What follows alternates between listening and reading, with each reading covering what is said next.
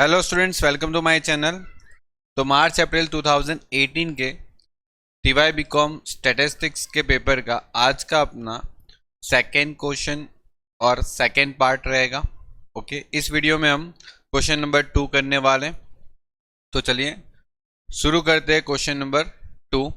देखो, question number 2 में आपको जो फर्स्ट क्वेश्चन है वो थियरी है 5 मार्क्स के लिए, जिसमें आपको पूछा गया state the limitation of decision theory and also explain पे ऑफ एंड पे ऑफ मैट्रिक्स। ओके, तो ये आपको थियरी बुक्स में मिल जाएगी, आप वहां से पढ़ लेना। मैं आपको क्वेश्चन करवाने पे फोकस कर रहा हूं। तो क्वेश्चन नंबर बी जो है वो आपको डिसीजन थियरी का क्वेश्चन है। देखो क्वेश्चन में क्या लिखा है, the production cost of a commodity is 50 per unit. Okay, मतलब एक प्रोडक्शन कॉस्ट दे रखी है आपको कोई यूनिट की जो 50 रुपीज है, and the cost of GST on the production cost is 10 per unit. Okay, यानी 50 रुपए पे कोई कॉमोडिटीज जो है वो रेडी हो रही है और उसके ऊपर 10% जीएसटी लग रहा है। ओके, मतलब आपकी जो प्रोडक्शन कॉस्ट है, प्रोडक्शन कॉस्ट जो है वो 50 है और उसके ऊपर जीएसटी लग जाता है कितना percent, at the rate of 10%, मतलब 5 रुपीज़ जीएसटी लग जाएगा 50 पे। तो आपकी जो टोटल कॉस्ट रहेगी वो कितनी रहने वाली है, 55। ये आपकी टोटल कॉस्ट रह जाएगी। ओके, मतलब कि आपके पास जो वस्तु बनने वाली है ना वो 55 रुपीज़ पे कॉस्ट पे बनेगी विथ जीएसटी कॉस्ट। ठीक है, जीएसटी भी अंदर ऐड हो जाएगा। अभी आप क्वेश्चन में देखो, the price per unit is 80, यानी अगर आप बेचने वाले हो ना सेल्स प्राइस वो आप 80 रुपीज़ पे, यानी अगर आप बेच दोगे कस्टमर को तो 80 रुपीज़ पे बेचोगे। तो देखो, आप अगर 80 रुपीज़ पे बेचने वाले हो तो प्रॉफिट कितना होगा निकाल सकते हो आराम से। देखो तो यहां पर निकालेंगे हम प्रॉफिट पर यूनिट्स। तो देखो आपके पास यहां पर सेल्स प्राइस है माइनस आप करोगे कॉस्ट प्राइस। तो देखो आप 80 रुपीज़ पे बेचने वाले ऐसे क्वेश्चन में है और 55 रुपीज़ आपकी कॉस्ट। ओके, यानी एक प्रोडक्ट को आप 80 पे बेचोगे, 55 पे आपके पास बन के रेडी होने वाली है, मतलब आप 25 rupees per unit profit earn करोगे। ठीक है, आपका जो प्रॉफिट है वो पर यूनिट 25 रुपीज़ रहेगा। ओके, अब आपको आगे क्वेश्चन में क्या लिखा है देखो, पढ़ो। At the end of the days, the unsold unit are sold at the price of 40 per unit. मतलब कि अगर पूरे दिन खत्म हो गया और उस दिन तक आपने एक कस्टमर को अगर बेच नहीं पाए, ठीक है, अगर आपके पास अनसोल्ड रह गया, अनसोल्ड का मतलब आप कस्टमर को बेच नहीं पाए, ठीक है, आपके पास दुकान में स्टॉक था और उतने कस्टमर आए नहीं जितना आपके पास स्टॉक था, तो पूरा दिन खत्म होने के बाद वो अनसोल्ड रह जाएगा आपके पास। तो फिर आपको उसको सस्ते भाव में बेचना पड़ेगा 40 रुपए में। ठीक है, तो यहां पर unsold unit sold at end of the day. Okay, तो उस पे प्रॉफिट कितना हो सकता है, तो उस पे या तो प्रॉफिट होगा या तो लॉस होगा। तो देखो, अनसोल्ड गुड्स जो आप बेच रहे हो at the end of the day वो उसने 40 पे बोला, सस्ते भाव पे बेच रहा है। ठीक है, मतलब यहां पर उसकी जो सेल्स प्राइस है वो 40 रुपीज है। ओके, जबकि उसकी कॉस्ट प्राइस थी 55, मतलब 15 रुपीज पर यूनिट क्या होगा, उसको लॉस हो रहा है, यानी एक यूनिट का 15 रुपए लॉस होगा। ओके, और आगे क्वेश्चन में क्या लिखा है, तो क्वेश्चन में देखो पढ़ो आगे क्या लिखा है, the scarcity loss is 25 per unit. अब देखो ये स्कैरसिटी लॉस क्या होता है। ओके, स्कैरसिटी लॉस का मतलब क्या हो जाएगा कि आपके दुकान पे कस्टमर आया और प्रोडक्ट की डिमांड की और आपके पास प्रोडक्ट है ही नहीं, आपके पास स्टॉक खत्म हो गया और उस बेचारे को बोलना पड़ा कि भाई हमारे पास अभी स्टॉक खत्म हो गया, जाओ तुम। मतलब आपके पास स्टॉक ही नहीं है और कस्टमर आपकी दुकान से खाली हाथ लौट रहा है, तो मतलब आपको 25 रुपए का वहां पर क्या हो रहा है, लॉस हो रहा है, ऐसा उसने बोला स्कैरसिटी के कारण। ठीक है, तो मैं यहां पर लिख देता हूं scarcity loss is ₹25 per unit. ये आपको क्वेश्चन के अंदर दे ही रखा है कि 25 रुपीज़ का लॉस हो रहा है कि अगर कस्टमर आपकी दुकान से खाली हाथ लौट रहा है तो। कंप्लीट, तो देखो पहले इतना डेटा आप कंप्लीट कर लो। अभी आपको क्वेश्चन के अंदर क्या बोला गया उसको पढ़ो। Then decide the best act by the expected opportunity loss rules. Okay, आपको अपॉर्चुनिटी लॉस के रूल्स के अकॉर्डिंग आपको ये पता लगाना है कि कौन सा स्टॉक रखना चाहिए दुकान में। Also find out the value of EVPI based on expected opportunity rules. Okay, आपको EVPI भी निकालना है, एक्सपेक्टेड अपॉर्चुनिटी रूल्स के हिसाब से ही निकालना है। The following is the record of sales during the past 500 days. आपको 500 दिन के दिन कितना सेल्स हुआ वो आपको दे रखा है। आपको जो टोटल 500 दिन का सेल्स दे रखा है, देखो ठीक है। डेज आपके पास है 50, 100, 150 और 200, मतलब टोटल 500 दिन आप कितने यूनिट बेच पा रहे हो ना, उसका डेटा आपके पास अवेलेबल है। अब देखो आपके पास क्वेश्चन के अंदर सेल्स अवेलेबल है कि आप कितना यूनिट बेच पा रहे हो, 20, 30, 40, 50। तो सीधी बात है, आप स्टॉक भी उतना ही रखोगे जितना आप बेच पा रहे हो। लेकिन यहाँ पर प्रॉब्लम क्या है कि आपके पास सिर्फ एक यूनिट नहीं है, आपके पास 3-4 यूनिट है, 20, 30, 40 और 50। और आपको इसमें से डिसाइड करना है कि दुकान पे स्टॉक कौन सा रखना है। ठीक है, आपको डिसाइड क्या करना है, दुकान पे स्टॉक कौन सा रखना है, 20 का रखे, 30 का रखे, 40 का रखे या 50 का रखे। ओके, तो अब देखो हम यहाँ पर पहले पे ऑफ मैट्रिक्स बनाते हैं। देखो पे ऑफ मैट्रिक्स कैसे बनाना है देख लो एक बार। अब देखो यहाँ पर हम पे ऑफ मैट्रिक्स कैसे बनाएंगे वो देखो एक बार, तो आपको आइडिया है कि पे ऑफ मैट्रिक्स। देखो पे ऑफ मैट्रिक्स, तो देखो क्वेश्चन में पे ऑफ मैट्रिक्स लेना है अभी। तो पे ऑफ मैट्रिक्स के लिए सबसे पहले यहां पर होनी चाहिए डिमांड। ओके, अभी डिमांड कितनी थी, तो देखो आपके पास डिमांड 20 यूनिट की भी थी, 30 यूनिट की भी थी, 40 यूनिट की भी थी और 50 यूनिट की भी थी। तो आप स्टॉक भी तो उतना ही रखोगे जितनी डिमांड है, डिमांड से ज्यादा या कम स्टॉक क्यों रखोगे। ठीक है, चलिए, तो यह आपकी डिमांड भी हो गई और यही आपका स्टॉक भी हो गया। और यहां पर आपको लिख देना है प्रोबेबिलिटी। Okay, probability. अब देखो प्रोबेबिलिटी कैसे फाइंड आउट करेंगे, तो वो मैं आपको यहां पर बता देता हूं, ध्यान से देखना। तो प्रोबेबिलिटी अगर आप फाइंड करते जाते हो तो देखो प्रोबेबिलिटी यानी कि P ऑफ 20 कितना होगा, P ऑफ 30 कितना होगा, P ऑफ 40 कितना होगा और P ऑफ 50 कितना होगा। मतलब कि ये 20, 30, 40, 50 की जो डिमांड है ना, उसकी प्रोबेबिलिटी क्या रहेगी। तो देखो प्रोबेबिलिटी सिंपल से 50 जो है ना 50 को 500 से डिवाइड कर दो।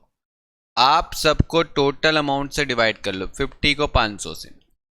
यहां पर 100 है तो 100 को भी 500 से डिवाइड कर लो, 100 और 500 से डिवाइड कर लो। यहां पर 150 है तो 150 को भी 500 से डिवाइड कर लो। ओके, और यहां पर 200 है तो 200 को भी 500 से डिवाइड कर लो, 200 डिवाइड बाय 500। मतलब देखो यहां पर आंसर होगा 0.1, यहां पर आंसर होगा 0.2, यहां पर आंसर आएगा 0.3 और यहां पर आंसर हो जाएगा 0.4। ये आपकी प्रोबेबिलिटी हो गई 0.1, 0.2, 0.3 और 0.4। अब क्वेश्चन के अंदर देखो बाकी के डेटा कैसे फिलअप करने वो ठीक से सीख लो।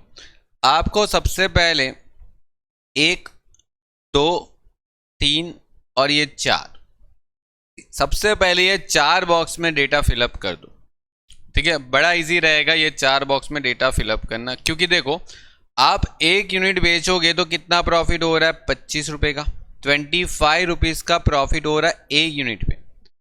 आपको 1 यूनिट पे 25 रुपीज़ का प्रॉफिट हो रहा है, तो आप सोचो यहाँ पर आप 20 यूनिट बेच रहे हो तो 20 पे कितना प्रॉफिट होगा, 500 का प्रॉफिट होगा।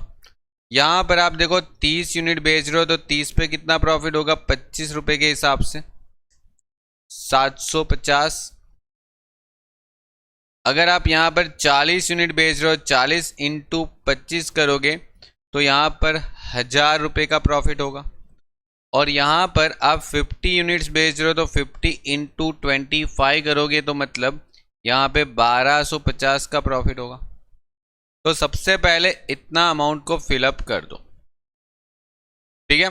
अब जरा फोकस करके थोड़ा ध्यान देना, यहाँ पर क्या लिखा है, देखो 15 रुपये पर यूनिट लॉस हो रहा है, लेकिन ये लॉस कब होता है, तो ये लॉस तब होता है जब कोई गुड्स अपने पास क्या रह जाता है, अनसोल्ड रह जाता है, और उसको हमें लास्ट यानी एंड में यानी डेज के एंड में उसको सस्ते भाव पे यानी कि 40 रुपये पे बेचना पड़ता है, तब जाके हमको 15 रुपये का लॉस हो रहा है।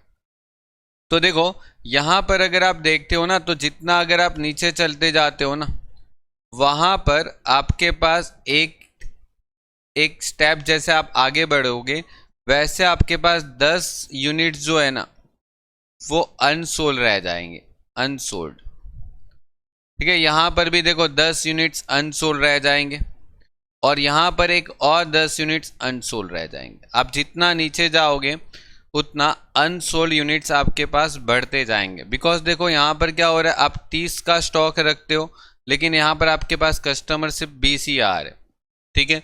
तो आपके पास 10 यूनिट्स और अनसोल्ड रह जाएगा।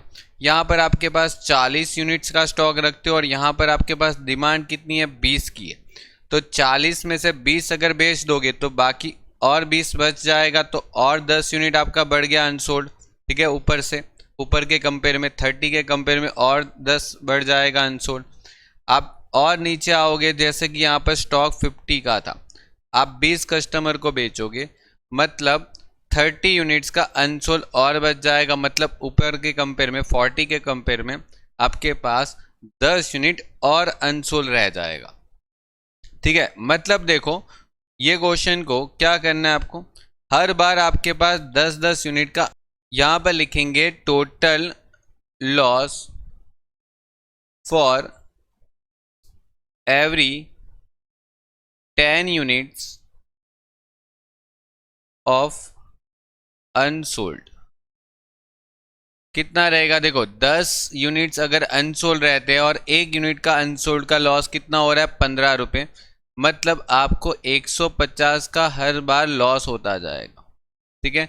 आपको 150 का हर बार लॉस होता जाएगा। तो आप क्या करोगे, यहाँ पर 500 में से 150 लेस कर दो, 500 में से 150 लेस कर दो, मतलब आपको यहाँ पर 350 का प्रॉफिट होगा, ठीक है। क्योंकि ऊपर 500 का प्रॉफिट हो रहा था, उसमें 150 का अनसोल्ड का लॉस हो जाएगा, तो आपको 350 का प्रॉफिट होगा।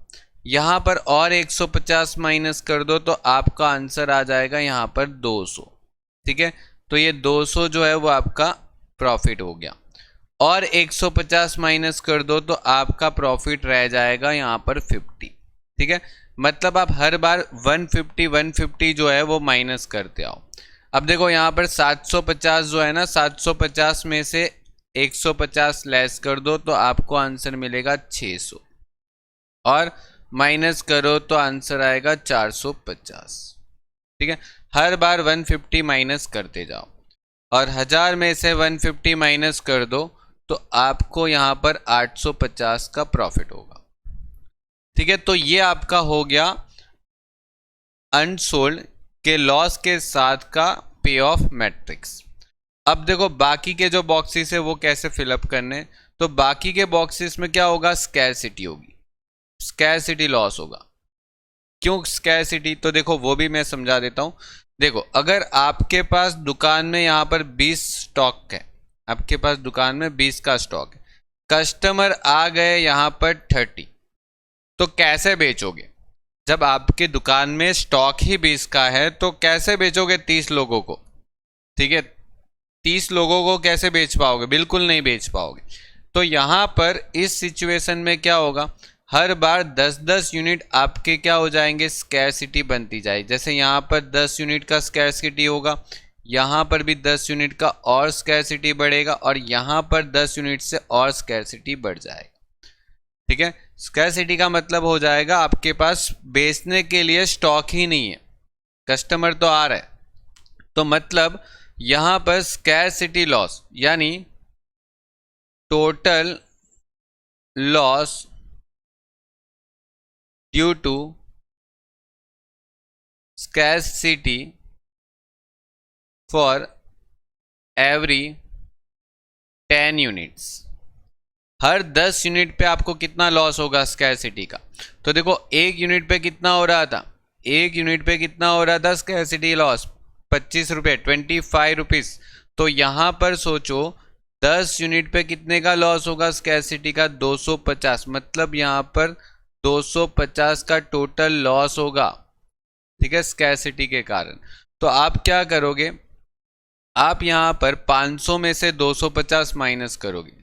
आप 500 में से 250 माइनस करते जाओ, देखो यहाँ पर माइनस करते जाओ, ये पूरी लाइन आ जाएगी।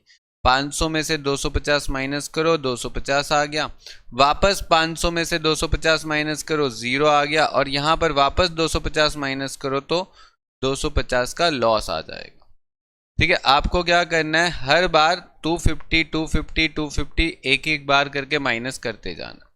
यहाँ पर देखो 750 में से अगर 250 माइनस करो तो 750 में से अगर 250 माइनस करे तो 500 आ जाएगा, और यहाँ पर वापस 250 माइनस करे तो 250 ही आएगा।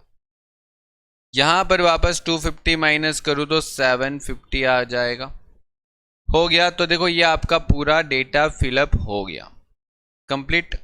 इस तरीके से आपको पूरा अपना पे ऑफ मैट्रिक्स बना देना है।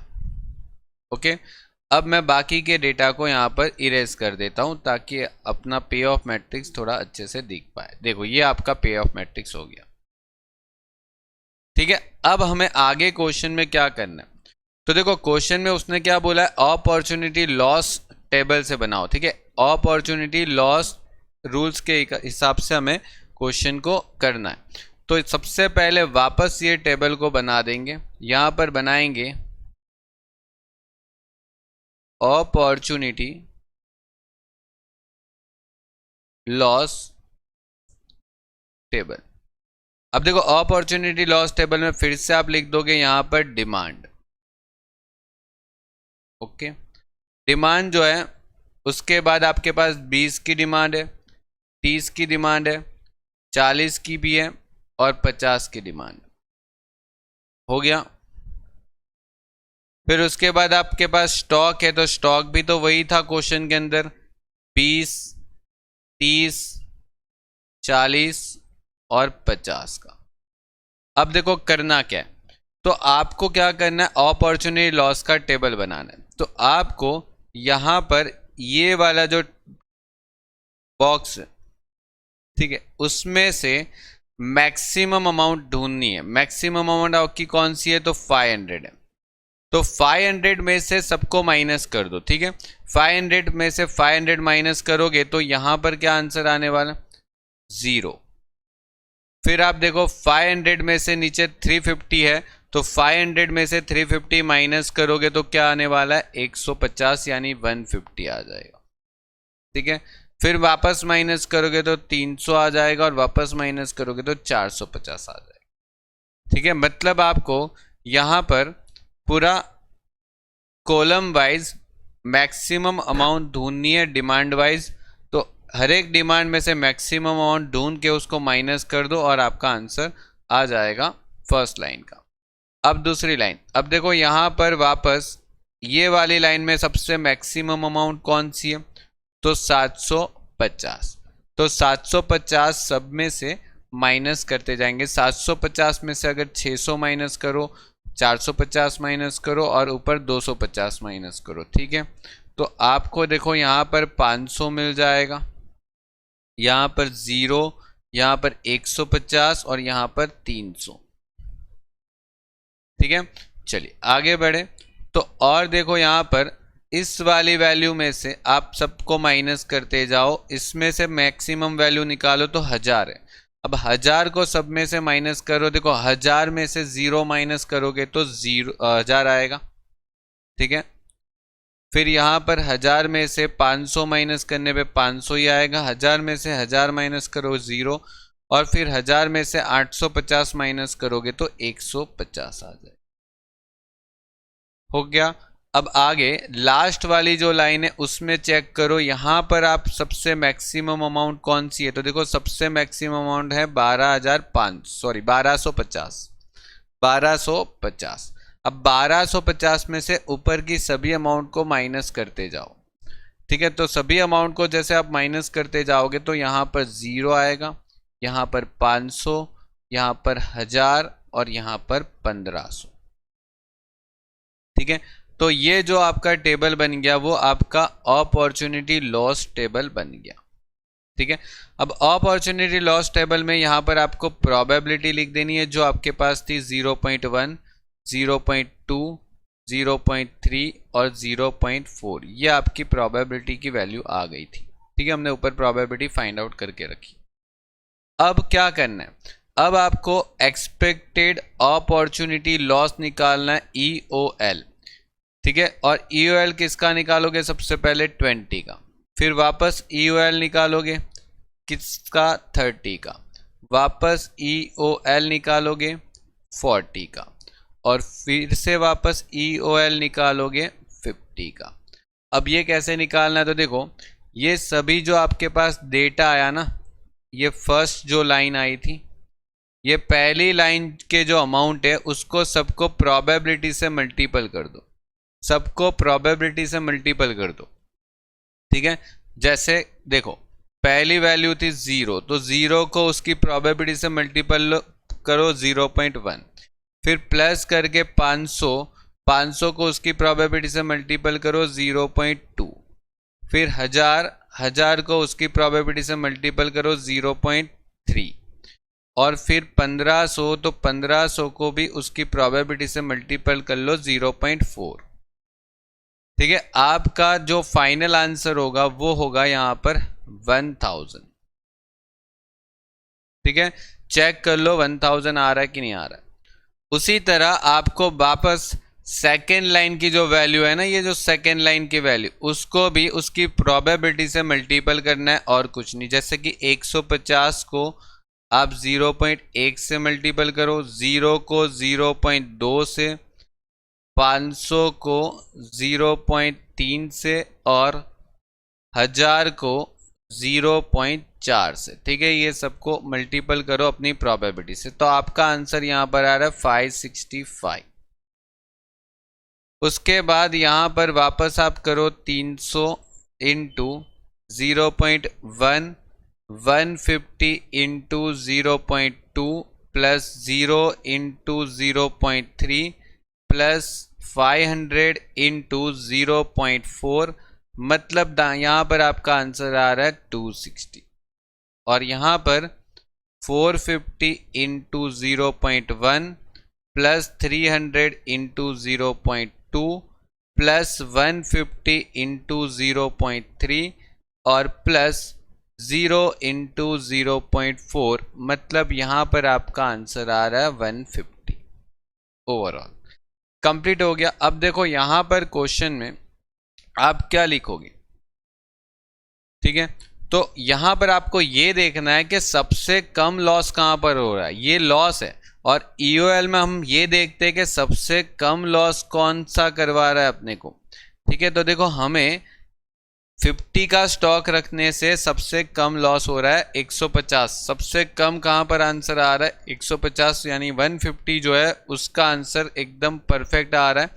इसीलिए हम यहां पर डिसीजन लिख देंगे 50 is best option for shopkeeper। Okay, तो यहाँ पर हम 50 यूनिट्स का स्टॉक रखेंगे ताकि उसको लॉस सबसे कम हो, और एक्सपेक्टेड अपॉर्चुनिटी लॉस जो है उसका एकदम कम हो जाएगा, ठीक है, 150 हो जाएगा। अब यहाँ पर आगे बढ़े तो क्वेश्चन में एक और चीज फाइंड आउट करने के लिए बोली गई है उन लोगों ने। यहाँ पर क्वेश्चन में उसने फाइंड आउट करने के लिए बोला था EVPI, क्या बोला था, EVPI फाइंड आउट करने के लिए बोला था। अब EVPI फाइंड करना on the base of expected opportunity loss के रूल्स के हिसाब से। तो EVPI कौन सा होता है, तो देखो एक चीज समझना, जो आपका EOL का मिनिमम आंसर होता है ना वही EVPI होता है। देखो EVPI जो होता है वो क्या होता है, आपका EOL का जो मिनिमम आंसर होता है ना वही आपका EVPI होता है, मतलब ये आपका आंसर भी आ गया कंप्लीट। तो देखो ये पूरा क्वेश्चन कंप्लीट हो गया। अच्छे से इसका पे ऑफ टेबल बनना चाहिए, बस बाकी सब कुछ तो आपको सिर्फ मल्टीपल और प्लस ही करना है। चलिए तो क्वेश्चन नेक्स्ट पे चलते हैं। अब देखो यहाँ पर उसके ऑप्शन में वापस क्वेश्चन पूछा गया था, दो, ठीक है, आपको उसके ऑप्शन में क्वेश्चन पूछा था। ए क्वेश्चन है जिसमें पूछा है what is a decision theory और explain any two rules of decision making under the uncertainty. आपको अनसर्टेनिटी के रिगार्डिंग कोई भी टू रूल्स को एक्सप्लेन करना है, और 5 मार्क्स में ये थियरी पूछी थी, चैप्टर नंबर 1 में से आपको ये थियरी पूछी थी, आपको उसमें से मिल जाएगी आपको। ये क्वेश्चन 8 मार्क्स में पूछा था, देखो उसके ऑप्शन में वापस डिसीजन थियरी से ही है ये क्वेश्चन। तो चलो ये क्वेश्चन कंप्लीट करते। देखो ये क्वेश्चन में क्या लिखा है, a person can travel by aeroplane, by train, okay, and by car from Surat to Goa. ठीक है, सूरत से गोवा जा रहा है एक आदमी, और उसके पास 3 ऑप्शन है, या तो एरोप्लेन से जाए, या तो बाय ट्रेन जाए, या तो बाय कार जाए। अब देखो यहां पर क्या लिखा है, travelling by aeroplane the cost to him 2500 more than train. यानी देखो क्या लिखा है कि अगर वो एरोप्लेन से जाता है, यानी अगर प्लेन से जाता है ना, प्लेन से जाता है तो उसको 2500 रुपये का खर्चा ज़्यादा होता है एज कंपेयर टू ट्रेन। यानी ट्रेन में जाने से वो अगर प्लेन में जाता है ना तो उसको खर्चा ज़्यादा होगा 2500 का। ठीक है, तो यहाँ पर देखो मैं यहाँ पर एक काम करता हूँ, आपको एक कैलकुलेशन लिख देता हूँ। देखो उसके पास देखो एक तो एरोप्लेन है जाने के लिए, एक तो ट्रेन का ऑप्शन है, और एक तो उसके पास कार का ऑप्शन।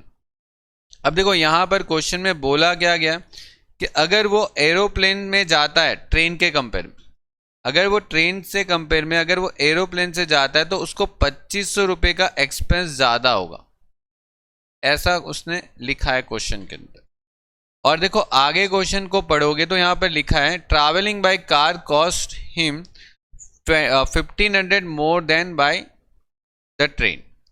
यानी अगर वो कार से जाता है ना ट्रेन के कंपेयर में, तो उसको यहाँ पर कितने का खर्चा ज़्यादा हो रहा है, 1500 रुपये का, 1500 का खर्चा ज़्यादा होता है एज कंपेयर टू ट्रेन।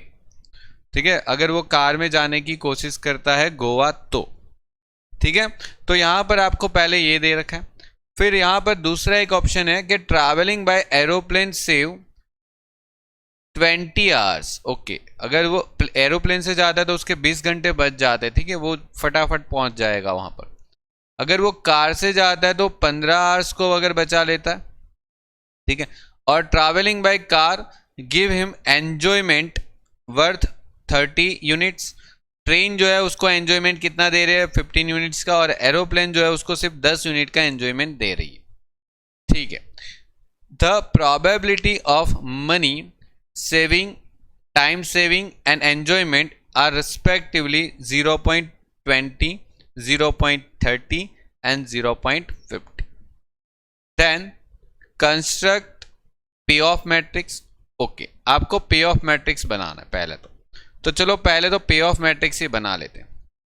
देखो मैं आपको यहां पर पे ऑफ मैट्रिक्स बना के बताता हूं। पे ऑफ, चलिए तो देखो उसके पास ऑप्शन कितना है, उसके पास ऑप्शन कितना है, कितने ऑप्शन है? 3 ऑप्शन है। ओके, उसके पास गोवा जाने के 3 ऑप्शन है।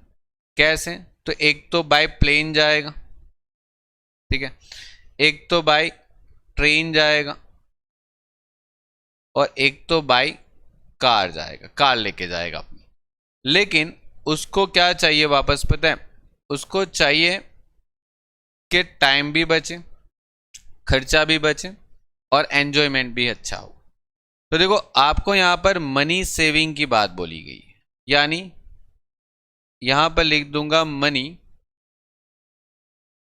सेविंग, ठीक है। दूसरी बात बोली गई यहां पर टाइम सेविंग की।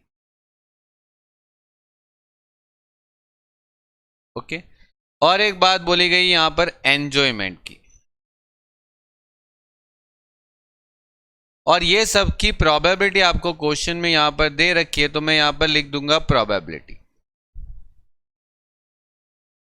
0.20 दे रखी है यहां पर 0.30 दे रखी है, और यहां पर 0.50 दे रखी है।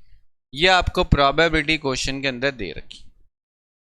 अब देखो, क्वेश्चन के अंदर अगर आप पढ़ते हो फिर से एक बार, तो क्वेश्चन के अंदर एंजॉयमेंट के यूनिट्स आपको डायरेक्टली दे रखे। देखो, अगर वो एंजॉयमेंट कर पा रहा है तो बाय कार से जाता है तो 30 का कर पा रहा है, और अगर ट्रेन से जाता है तो 15 यूनिट का एंजॉयमेंट कर पा रहा है, और अगर वो एरोप्लेन से जाता है तो 10 यूनिट का एंजॉयमेंट कर पा रहा है। मतलब प्लेन में अगर 10 यूनिट का एंजॉयमेंट कर पा रहा है, ट्रेन से 15 यूनिट का, और कार से जाता है तो वो 30 यूनिट्स का एंजॉयमेंट कर पा रहा है। मतलब ये तो आपने लिख दिया यहाँ पर, ठीक है, डायरेक्टली दे रखा था।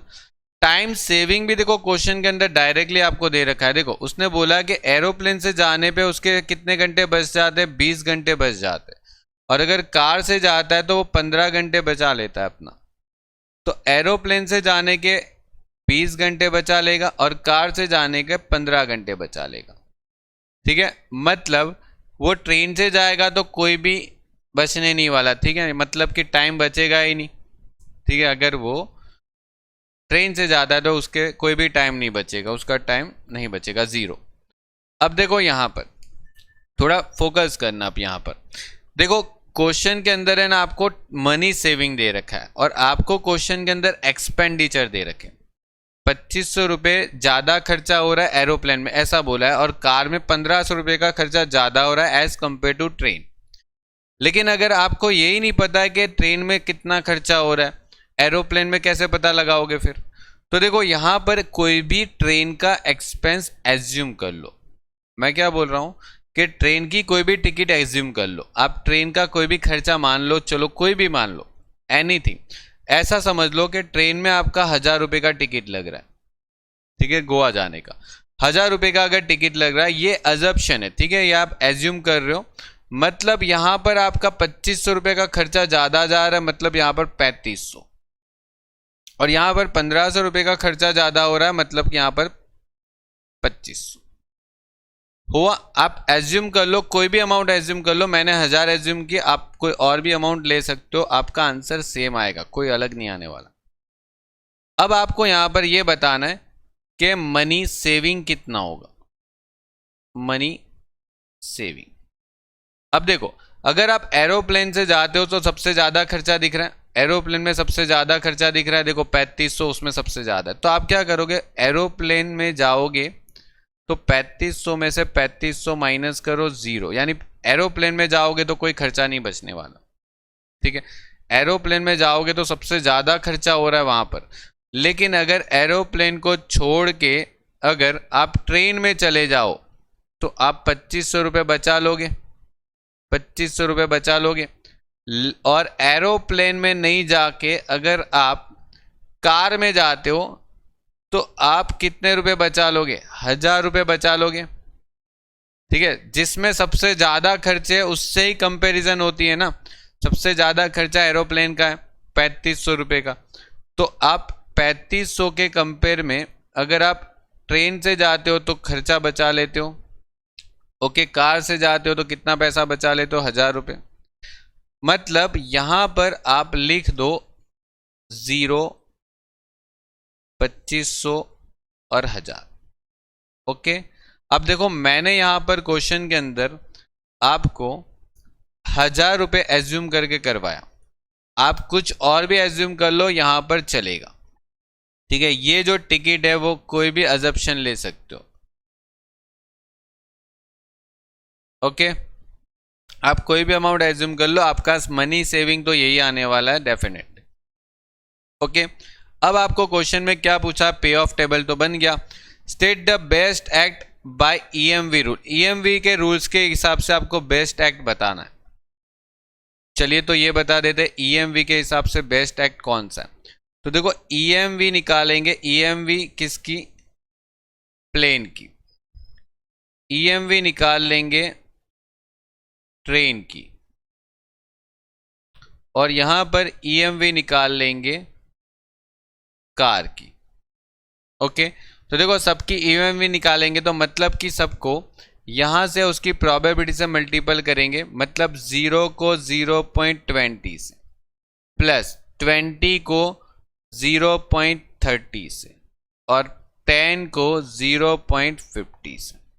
ठीक है, सबको अपनी अपनी प्रोबेबिलिटी से मल्टीपल कर लो, उसका आंसर आ जाएगा यानी 11।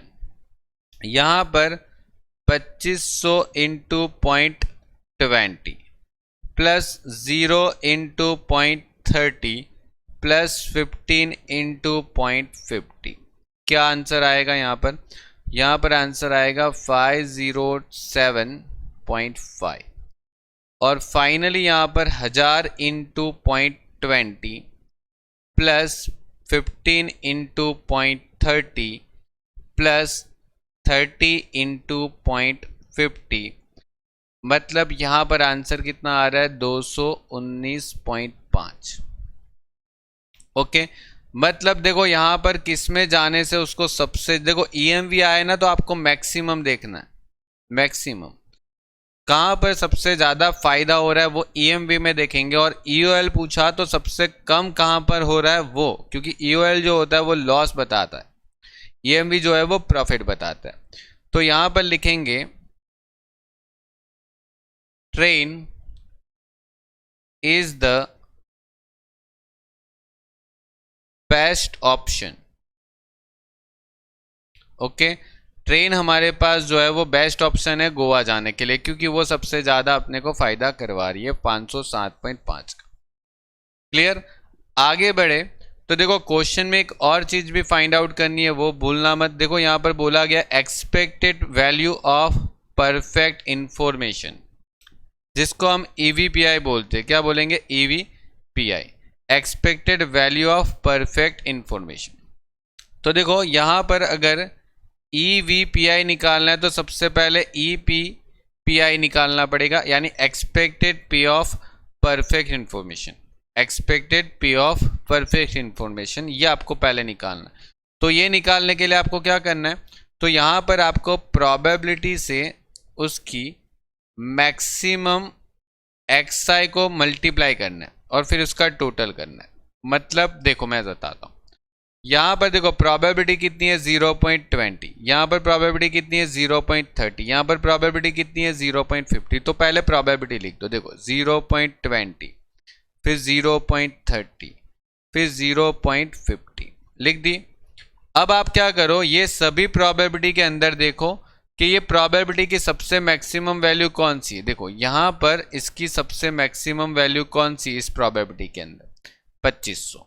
ठीक है, यहां पर सबसे मैक्सिमम वैल्यू कौन सी है, 20, और यहां पर सबसे मैक्सिमम वैल्यू कौन सी है, 10। ठीक है, सॉरी 30 आएगा। ओके, यानी हर एक प्रोबेबिलिटी की मैक्सिमम वैल्यू आप कंपेयर कर लो कि कितनी है वो, और उसको आप यहां पर मल्टीप्लाई कर दो 2500, फिर यहां पर 20 और फिर यहां पर 30। ओके, और फिर इन सबको आप टोटल कर लो, देखो कितना आंसर आ रहा है, 2500 इंटू 0.20 फिर 20 इंटू 0.30 और 30 इंटू 0.50, ये सब का टोटल जो है वो आपका 521 आएगा। ओके, और अभी आपको एक और वैल्यू निकालनी है EVPI, expected value of perfect information. उसकी फॉर्मूला क्या है, तो E PPI minus maximum EMV। Okay, तो देखो यहाँ पर आपका EPPI कितना आया था 521, और उसमें से ये वैल्यू आप क्या कर दो, माइनस कर दो 507.5, मतलब आपको 13.5 आंसर मिलेगा। ये आपका फाइनल आंसर आ गया और ये क्वेश्चन भी यहाँ पर फिनिश हो गया। ओके, तो देखो क्वेश्चन अच्छा है, आपकी बुक्स में भी है, ये क्वेश्चन रिपीट हुआ है क्वेश्चन। ओके, चलिए, गुड बाय।